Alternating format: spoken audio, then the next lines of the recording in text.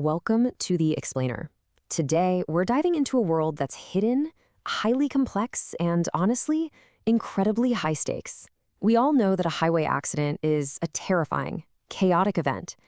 But what actually happens after the twisted metal is cleared off the road? Well, we're going to unpack the real breakdown of a trucking insurance claim. Here's our roadmap for today. We'll be hitting 4 key phases. First, the crash and immediate response. Second, investigations and evidence gathering. Third, lawsuits and nuclear verdicts. And finally, the long-term financial fallout. Let's get right into it. I want to start us off with a powerful quote from our source material that really hits the nail on the head. Most truckers only see the accident. They never see what happens after the claim begins. You see, the physical collision is over in seconds, but the administrative, legal, and financial collision, that's an unseen machine that is just waking up. All right, Section 1, the crash and immediate response.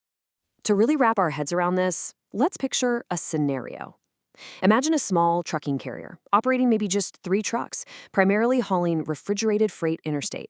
It's evening, and one of their drivers is pushing through some heavy rain on the interstate. Suddenly, traffic grinds to a total halt. The driver slams on the brakes, but loses control and jackknifes. The immediate result? Multiple vehicles involved, cargo is totally damaged, injuries are reported, and the highway is completely blocked. This exact moment is when that massive, unseen insurance claim process begins. So what happens next? Well, things escalate incredibly fast. Within minutes, police, EMS, and potentially the DoD are on the scene. They're immediately gathering witness statements, snapping photos, measuring skid marks. Within hours, the carrier absolutely has to notify their insurance company, their safety department, the broker, and the cargo owner. And within days, a dedicated claims adjuster is assigned to the case.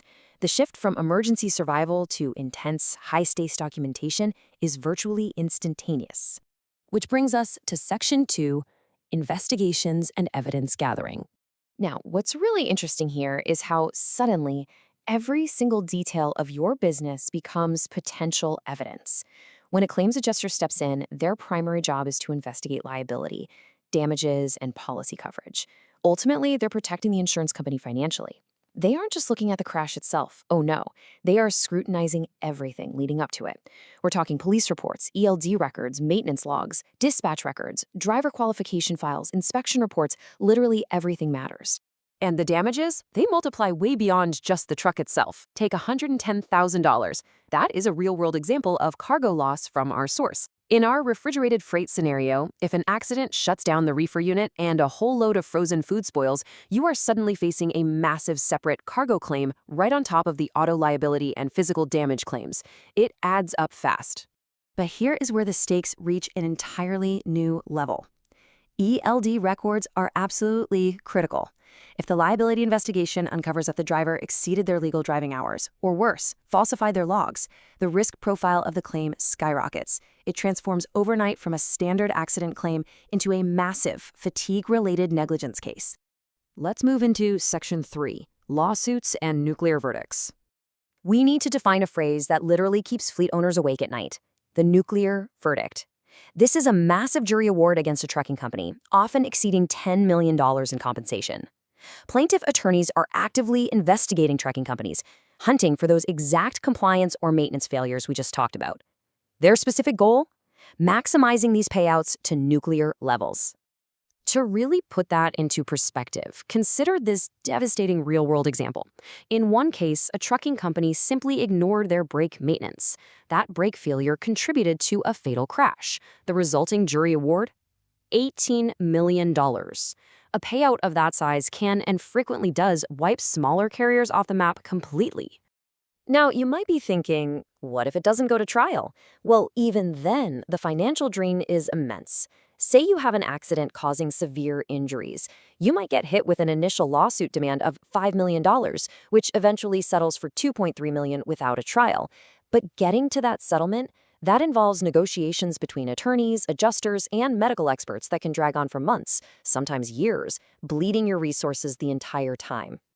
This leads us to our final phase, Section 4, the long-term financial fallout. Perhaps the most dangerous misconception in the trucking industry is believing the nightmare ends when the settlement check is signed. Actually, scratch that. It's just entering a new phase. After a major claim is paid out, your business is branded with a totally new risk profile. Take this real example of a small fleet that had one major injury accident. Before the claim, their yearly premium was $48,000. At their next renewal, that premium jumped to $126,000. It nearly tripled overnight. The painful truth is that the claim payout isn't the end at all. It's a total domino effect. Your FMCSA safety scores, your CSA scores take a huge hit. Poor safety scores ruin your broker relationships, meaning your load opportunities just dry up. Combined with those skyrocketing premiums we just saw, many companies find themselves simply uninsurable and are forced to shut their doors. So how do we stop this from happening? Let's pivot to some actionable solutions. Our source outlines several critical, completely preventable errors that carriers make, which heavily amplify their risk. Number one is poor driver hiring. Bad drivers create massive exposure, for sure. Next up is weak maintenance, which just invites mechanical failures. Third is incomplete documentation, which basically guts your legal defense. And finally, relying only on cheap insurance, which almost always hides incredibly dangerous coverage gaps until it's way too late. The bottom line here, strong documentation is literally your best friend.